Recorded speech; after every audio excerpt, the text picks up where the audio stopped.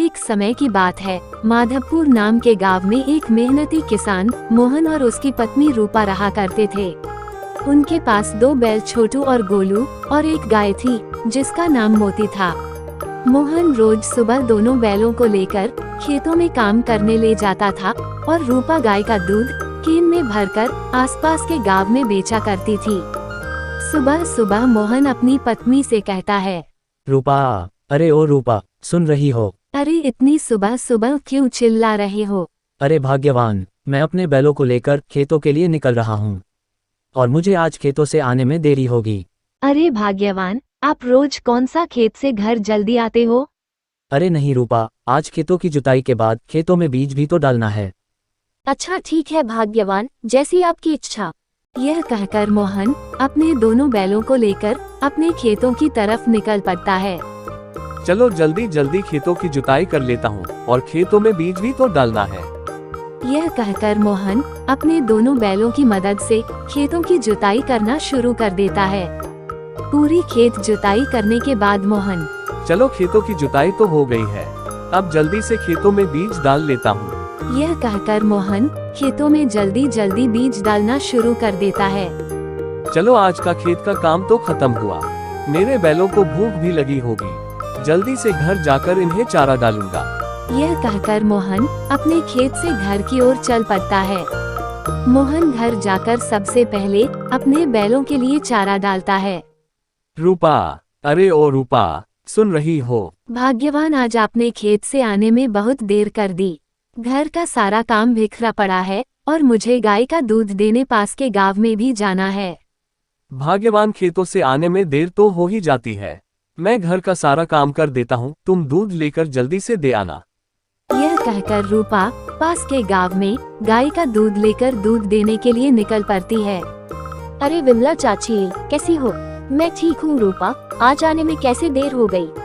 अरे विमला चाची, आज खेतों में कुछ जरूरी काम था, इस कारण आने में देर हो गई। अच्छा कोई बात नहीं रूपा।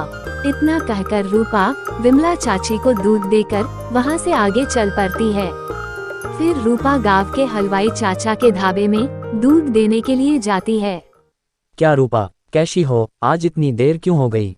मैं ठीक हूँ हलवाई चाचा, आज खेतों में कुछ जरूरी काम था, इसी कारण से लेट हो गई। ठीक है रूपा, कोई बात नहीं, मैं तो ऐसे ही पूछ रहा था। इतना कहकर रूपा हलवाई चाचा को दूध देकर अपने घर की ओर निकल पड़ती है। भाग्यवान, मैं दूध देकर आ गई, लेकिन जानते हो आज सभी गाँव वाले पूछ रहे थे कि आज दूध लाने में इतनी देर कैसे हो गई। भाग्यवान, खेतों का काम करने में लेट तो हो ही जाता है, इसमें बुरा मानने वाली क्या बात है। भाग्यवान, अब से मैं तुम्हारे कहे अनुसार ध्यान रखूंगा। कुछ महीनों बाद फसल कटाई का समय आ जाता है। सभी गांव वाले अपनी अपनी फसल काटने की तैयारी करने लगते हैं। रूपा और मोहन भी अपने खेत को देखने के लिए चल पड़ते हैं। अरे भाग्यवान, इस बार की फसल तो बहुत ही अच्छी हुई है, चारों तरफ हरियाली ही हरियाली है। जानते हो भाग्यवान, हमारे खेतों को देखकर तो घर जाने की इच्छा ही नहीं हो रही है। समय बीतता है और कुछ दिनों के बाद मोहन की फसल कट जाती है। इस बार मोहन की फसल बहुत ही ज्यादा और अच्छी मात्रा में हुई थी। ऐसा कहकर मोहन अपनी बैलगाड़ी में फसल की बोरी लादकर बाजार की ओर चल पड़ता है। बाजार जाकर मोहन अपनी फसल मोटू दुकानदार को बेच देता है। बदले में मोहन को अच्छे दाम मिलते हैं। भाग्यवान, मैं फसल बेचकर आ गया। जानती हो भाग्यवान, इस बार बहुत ज्यादा मुनाफा हुआ है।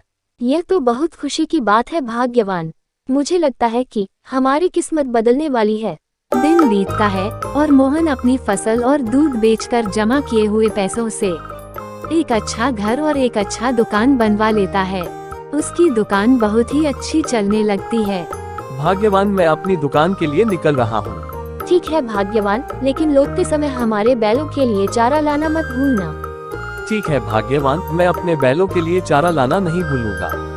यह कहकर मोहन अपनी दुकान की ओर निकल पड़ता है। दिन भर दुकान के काम में व्यस्त रहने के कारण मोहन अपने बैलों के लिए चारा लेना भूल जाता है और शाम को अपनी पत्नी रूपा से कहता है, भाग्यवान, मैं अपने दुकान से घर लौट आया। अरे भाग्यवान, आपको मैंने हमारे बैलों के लिए चारा लाने को कहा था, क्या आपने लाया? भाग्यवान मैं दुकान के काम में इतना व्यस्त हो गया था कि अपने बैलों के लिए चारा लाने खेत जाने का समय ही नहीं मिला। रोज रोज दुकान में व्यस्त रहने के कारण बैलों का कोई उपयोग नहीं हो रहा था। इसी कारण मोहन का प्यार अपने बैलों के प्रति कम होने लगा। बैलों के लिए रोज समय निकालकर चारा लाना मोहन और उसकी पत्नी रूपा के लिए परेशानी लगने लगा था। इसी कारण एक दिन मोहन अपनी पत्नी से कहता है, भाग्यवान मैं कह रहा था कि अब तो हमें अपने बैलों की कोई जरूरत नहीं है, क्यों ना इन बैलों को हम बेच दे। आप ये क्या कह रहे हो भाग्यवान? आज जो कुछ भी हमारे पास है वह सब इन्हीं बैलों की देन है और आप इन्हीं को बेचने को कह रहे हैं। लेकिन भाग्यवान मुझे रोज रोज समय निकालकर बैलों के लिए चारा लाने में बहुत परेशानी होती है। रूपा कुछ देर अपने मन में सोचती है कि शायद भाग्यवान सही कह रहे हैं। हमें अपनी गाय और बैलों को बेच देना चाहिए। आप सही कह रहे हो भाग्यवान, अब हमें गाय और बैलों की कोई जरूरत नहीं है। यह बात सुनकर तीनों गाय और बैल दुखी हो जाते हैं। अगले दिन सुबह सुबह मोहन अपने तीनों बैलों को जबरदस्ती घर से निकालने लगता है। चलो चलो निकलो यहाँ से, अब हमें तुम्हारी कोई जरूरत नहीं है। तीनों बैल दुखी हो जाते हैं।